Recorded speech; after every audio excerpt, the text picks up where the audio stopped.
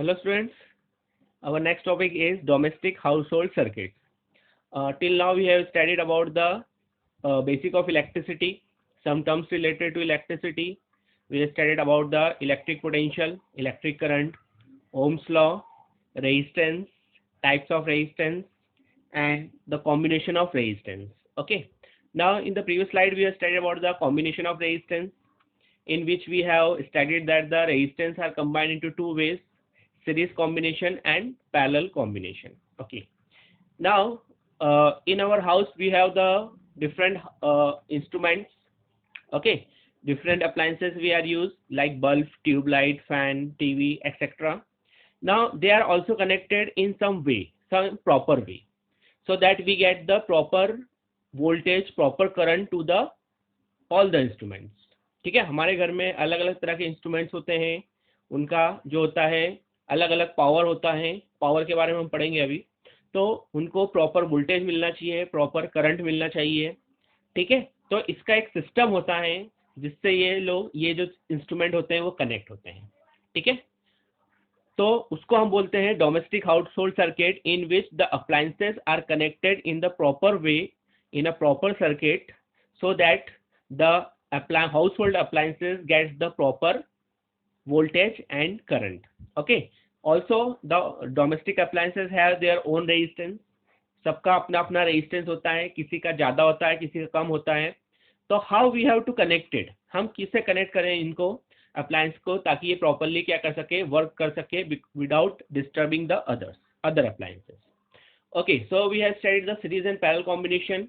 Now first we see, if we connect the appliances in the series combination, what happen? What are the drawbacks that we will face while connecting the household combination in series? Okay, so we can that okay in series combination. Now in series combination we know that the current remains the same and voltage changes. Current जो रहता है वो same रहता है और voltage क्या हो जाता है, चेंज हो जाता है। अब सीरीज मतलब एक लाइन में, ओके, यहाँ पे आपका यहाँ से स्टार्ट हुआ, अब आपका एक ही लाइन में आपको सारे इंस्ट्रूमेंट को क्या करना है, कनेक्ट करना है। जैसे मान लीजिए यहाँ पे आपने एक बल्ब कनेक्ट करा, फिर आगे गए, फिर यहाँ पे एक फैन कनेक्ट करा, ओके, फिर आगे गए आपने जाके एक टीवी कनेक्ट करा, फिर आगे गए आपने एसी कनेक्ट करा, लाइक दिस, इस तरह से। तो सीरीज कॉम्बिनेशन मतलब आपने सारे इंस्ट्रूमेंट को एक लाइन में कनेक्ट किया है। अब यहाँ से पोटेंशियल डिफरेंस है, यहाँ से आपका करंट आएगा। ओके, अब what are the drawbacks that we are facing in series combination of the domestic household circuit? Now what is there here, the current will remain the same. Series combination में हमको मालूम है current same होता है, तो current bulb में भी उतना ही करंट जाएगा, फैन में भी उतना ही करंट जाएगा, टीवी में भी उतना ही करंट जाएगा, और एसी जो है और आगे जितने भी इंस्ट्रूमेंट है सब में you will get the same current. Okay, and the voltage remains different, तो the voltage here will be different. Fan में डिफरेंट होगा, बल्ब में डिफरेंट होगा, टीवी में डिफरेंट होगा, एसी में जो होगा वो डिफरेंट होगा। तो यहाँ पे आप ये देखेंगे कि हर किसी में जो वोल्टेज है वो डिफरेंट है। Okay, but if you have noticed that we are getting the same voltage from the electricity department. हमें एक electricity department ने एक standard voltage दिया है and that voltage is 220 volt. आपने कोई appliance खरीदा हो तो उसमें अगर आपने बॉक्स में देखा होगा तो ये लिखा होता है 220 वोल्ट या 220 to 240 वोल्ट, ये लिखा रहता है हर अप्लायंसेस में। एवरी अप्लायंसेस, आप कितने भी वॉट का ले इंस्ट्रूमेंट, यही लिखा रहता है। तो इसका मतलब क्या हुआ कि जो पोटेंशियल होता है वो हर इंस्ट्रूमेंट में सेम होना चाहिए। ओके, द पोटेंशियल और voltage should be same in the all the instruments. But series combination में आप देख रहे हो कि यहाँ पे तो आपका जो है पोटेंशियल चेंज हो जाएगा, जो कि एक्चुअली नहीं होना चाहिए। It should not be there, the voltage should not be change. Okay, the voltage should not be change because this is the standard voltage given to us. ये गवर्नमेंट ने हमको स्टैंडर्ड वोल्टेज दिया हुआ है और यही वोल्टेज हर instrument के पास जाना चाहिए। ठीक है, अगर इंस्ट्रूमेंट अपने हिसाब से अडेप्टर लगा के वो वोल्टेज कम कर देता है तो बात अलग है, लेकिन the 220 volt should reach to the each the instrument. But series combination में यहाँ पे आप देख रहे हो कि वोल्टेज जो है वो चेंज हो जाएगा, which is not a favorable condition. Okay, so first condition, the first drawback is that the voltage remains the changes, the voltage changes, and second drawback is the current remains the same. Current जो होना चाहिए वो सब में different होना चाहिए, ठीक है। बल्ब में अलग करंट होगा, इसमें जो है आपका फैन में अलग करंट होगा, टीवी में अलग करंट होगा, एसी में जो होगा वो डिफरेंट करंट होगा। So the current will be different, current जो होगा वो क्या होगा, डिफरेंट होगा, होना चाहिए। अगर आपने कोई अप्लायंसेस देखा हो तो उसमें देखना आप करंट लिखा होता है 1.5 ampere, 3.2 ampere, that means the current should be different, but in series the current remains the same.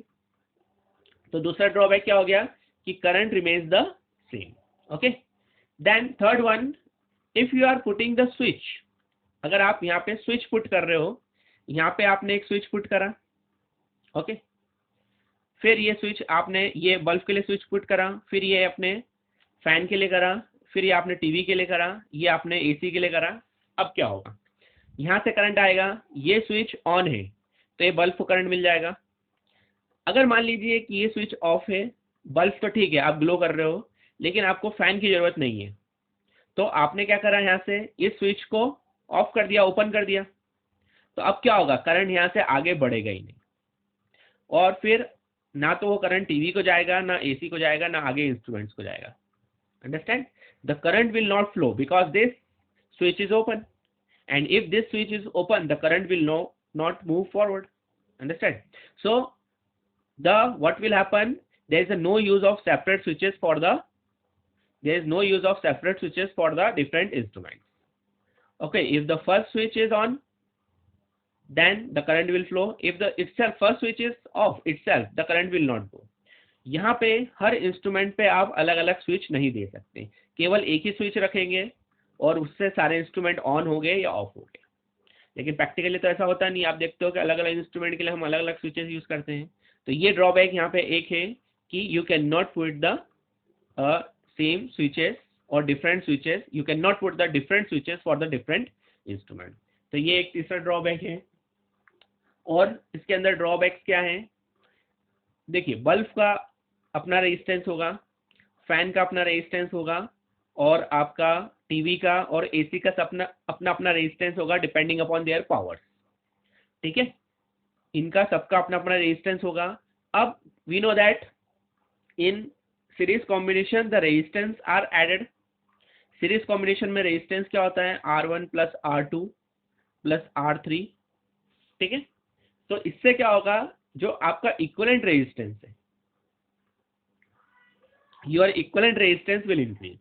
Here what will happen, the equivalent resistance will increase and this will increase the total resistance of the instruments, ठीक है। Total resistance क्या हो जाएगा, यहाँ पे बढ़ जाएगा, ठीक है। टोटल रेजिस्टेंस बढ़ने के कारण क्या होगा, what will happen due to this, the heat will be lost more. Okay, next topic अपना वही है, heating effect, so that we will study. So resistance बढ़ेगा तो क्या होगा, हीट अप बढ़ेगी, हीट बढ़ेगी तो करंट की रिक्वायरमेंट क्या होगी, वो ज़्यादा हो जाएगी, ठीक है।